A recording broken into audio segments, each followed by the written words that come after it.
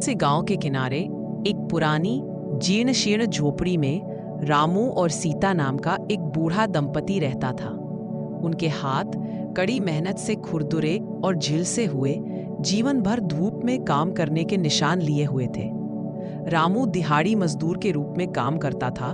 भारी बोझ उठाने से उसकी कमर दुखती थी, जबकि सीता अपनी कमजोर होती नजर के साथ थोड़ी सी आय के लिए कपड़ों पर जटिल डिजाइन सिलाई करती थी। उनकी अथक कोशिशों के बावजूद गरीबी एक परछाई की तरह उनसे चिपकी हुई थी, जिससे हर दिन उनके लिए संघर्ष बन गया था। उनका सबसे बड़ा खजाना सोना या गहने नहीं, बल्कि उनका इकलौता बेटा आकाश था। वह एक उज्जवल और महत्वाकांक्षी लड़का था। उसकी आंखों में ज्ञान की प्यास झलकती थी, जिसे उसके माता पिता अपनी गंभीर परिस्थितियों के बावजूद अटूट समर्पण के साथ पोषित करते थे। वे उसके लिए एक बेहतर भविष्य का सपना देखते थे, एक ऐसा भविष्य जो गरीबी की जंजीरों से मुक्त हो, जिसने उन्हें बांध रखा था। एक दिन आकाश अपनी आंखों में आशा की चमक के साथ घर आया। उसे शहर के एक प्रतिष्ठित कॉलेज में दाखिला मिल गया था, एक ऐसी जगह जो उसकी क्षमता को उजागर करने का वादा करती थी। हालांकि उसके दाखिले की खुशी जल्द ही फीस की डॉन्टिंग सच्चाई से ढक गई।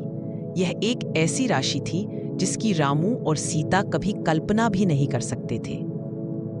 उस रात उनकी छोटी सी झोपड़ी में एक उदास चुप्पी छाई हुई थी।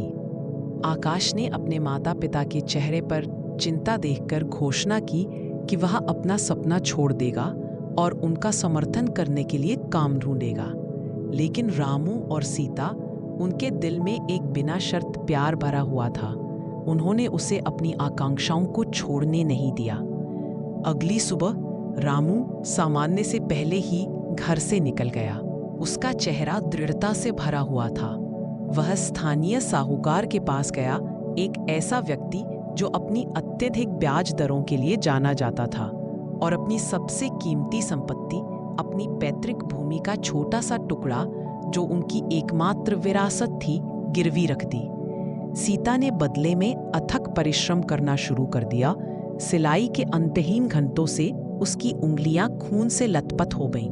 खुद को सबसे बुनियादी जरूरतों से भी वंचित कर दिया ताकि हर पैसा बचाया जा सके। हफ्ते महीनों में बदल गए।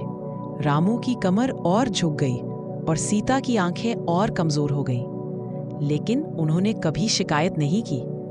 आकाश के लिए उनका प्यार उनके हर प्रयास को शक्ति देता था। अंत में राहत और गहरे त्याग के मिश्रण के साथ उन्होंने आकाश को कॉलेज भेजने के लिए पर्याप्त पैसे जुटा लिए।